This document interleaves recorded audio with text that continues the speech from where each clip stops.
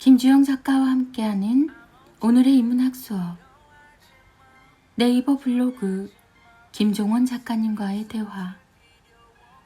응원한다는 말보다 힘이 되는 실천의 힘. 패친분 중 한 분이 집 근처에 새로운 빵집을 오픈하셨다. 그는 나를 잘 모른다. 내게 좋아요나 댓글 하나 남긴 적이 없다. 그러나 그건 그리 중요한 사실이 아니다. 그를 응원하고 싶다는 내 마음이 가장 소중하니까. 빵 하나를 3일 동안 나눠서 먹는 성격인데 먹을 수 없을 정도로 많이 주문했다. 뭐 냉동해서 즐기면 되니까. 응원한다는 말보다는 실제로 실천하는 응원이 좋다. 느낄 수 없을지도 모르지만 나는 전했으니까. 카카오 채널 김종원 작가님과 함께하는 기적의 필사법. 부모의 언어는 아이의 철학이 된다. 시험 결과 나왔어요 라는 아이의 말에 나오는 첫 한마디 부모의 말은 아이 입장에서 참 중요하다. 자신이 오랫동안 노력한 일의 가치를 부모가 모두 압축해서 들려주는 말이라고 생각해서 그렇다. 명심해야 할 부분은 이때 아이는 자신이 도달한 결과가 아닌 시작과 과정을 들려주기를 바란다는 사실이다. 그러나 부모의 첫 한마디는 늘 이런 식이다. 그래서 몇 점이야? 아이가 시험이 어려워서 점수가 낮게 나왔다는 대답을 하면 다시 이렇게 묻는다. 친구들도 시험 어려웠다고 해? 모두 어려워서 힘들었다고 답하면 다시 분석하듯 묻는다. 그래서 반 평균이 몇 점이야? 어떻게든 결과를 다각적으로 분석해서 가장 공평한 시선으로 아이의 점수를 판단하려고 분투한다. 쉽게 말해서 일상이 곧 시험인 인생을 사는 것이다. 하지만 모든 언어는 아이 마음을 제대로 읽어야 비로소 아이 마음 속에 녹아들 수 있다. 그러나 안타깝게도 결과만 생각하는 언어에는 그럴 힘이 없다. 아이에게 힘을 전하고 싶다면 이렇게 아이의 시작과 끝을 하나로 연결할 수 있게 표현해주면 좋다.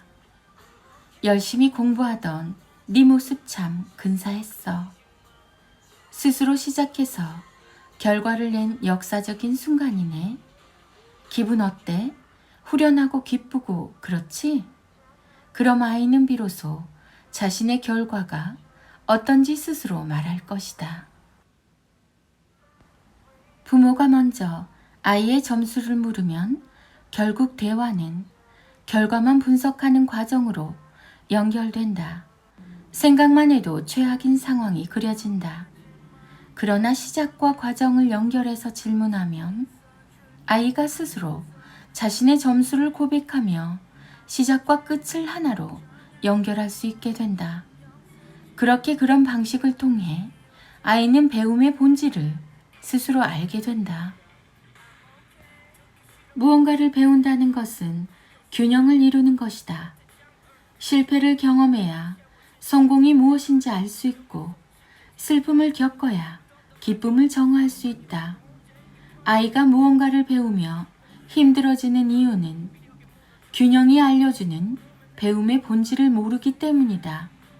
언제나 모든 일에는 반대되는 지점이 존재한다. 둘 다 알아야 비로소 안다고 말할 수 있다. 아이의 시작과 과정을 중요하게 생각하며 그 과정을 귀하게 여기며 대화를 할 수 있다면 모든 공부는 아이의 가치를 빛낼 것이며 배움의 과정을 사랑하는 아이로 성장하게 될 것이다. 어떤 교육보다 소중한 이 말을 기억하자. 부모의 언어는 아이의 철학이 된다. 김종원 작가, 철학, 자녀 교육, 책 육아, 홈스쿨링 독서, 글쓰기 공부, 초등교육, 부모 교육, 부모의 언어는 아이의 철학이 된다. 카카오 채널 김종원 작가님의 생각 공부. 내가 나를 안아줄 수 있다면 내 인생 이제 끝이야. 내게는 왜 이런 일만 생기는 걸까? 최악도 완전 최악이야. 살다 보면 누구나 이런 상황에 놓이게 된다. 그래, 그건 놓이는 것이다. 어떤 경우든 당신은 스스로 나아질 수 있다. 앞서서 언급한 것처럼 당신이 처한 위치를 다른 곳에 놓으면 되기 때문이다. 당신은 비참한 것이 아니라 비참해지기로 선택한 것이고, 최악의 상황에 놓인 것이 아니라 최악의 고통을 선택한 것이기 때문이다. 어떤 고통도 당신을 찾아오지 않았지만 그 모든 것을 당신이 부른 것이다. 지금 당신에게 필요한 건 자신의 현재 감정과 기분을 섬세하게 다루는 법을 배우는 것이다. 이 말을 기억하면서 그대로 해보라. 당신 마음에 고통을 주는 외부의 소리와 신호를 끊고 걱정하는 마음을 멈춰라. 이처럼 현재 감정과 기분을 섬세하게 다루는 방법은 간단하다. 외부에서 침입하는 온갖 나쁜 감정은 차단하고 내부의 좋은 감정만 전달하자. 그리고 꼭 기억하자. 내가 나를 안아줄 수 있을 때 비로소 우리는 인간이 누릴 수 있는 가장 큰 기쁨을 느낄 수 있다. 2022년 5월 김종원 작가. 육아에 지친 내게 들려주는 이야기. 이 세상 어디를 가도 뭐든 해낼 수 있는 슈퍼맘은 없다. 또한 굳이 그런 용어에 얽매여 힘들게 살 필요도 없다. 당신은 오늘도 최선을 다했다. 오늘 주어진 하루를 살아가며 최선을 다한다는 마음으로 오늘 할 수 있는 일을 해낸다면 내일 만날 우리의 미래는 분명 한 걸음 더 앞으로 나아갔을 것이다. 오늘을 잡고 내일을 바라보자. 부모가 최선을 다하며 살아가면 아이는 진실한 삶의 가치를 깨닫게 된다. 진실이라는 별은 최선이라는 강물 위에서만 자신의 존재를 드러내기 때문이다. 더 잘할 필요도, 더 배울 필요도 없다. 그저 지금처럼 최선을 다한다면 그런 당신을 보고 배우며 성장하는 아이가 살아갈 근사한 인생은 자기만의 색으로 빛날 것이다. 우리는 지금까지 어디에서도 나를 사랑하는 방법을 배우지 못했다. 아이와 대화를 나누는 방식만 연구했지. 자신과 대화하는 방식에는 늘 서툴다. 아무리 생각해도 그게 어렵다면 그저 자신에게 이런 이야기를 들려주면 된다. 나 지금까지 참 잘했어. 그걸로 이미 충분히 다 됐어. 육아 마음, 현실 육아, 인문학, 책 육아, 대화법, 부모 교육, 자녀 교육, 됐다. 충분히 됐다.